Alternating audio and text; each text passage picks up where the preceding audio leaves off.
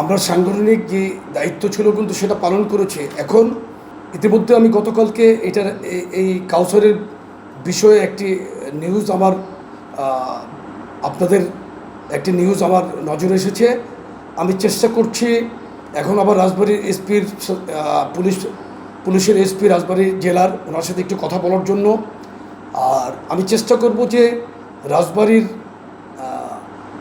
যিনি আমাদের দায়িত্বপ্রাপ্ত মন্ত্রী আছেন তার সাথে কথা বলেছে এই যুবদলের সাবেক এই নেতার বিরুদ্ধে কী ধরনের শাস্তিমূলক ব্যবস্থা নেওয়া যায় সেই ব্যাপারে আমি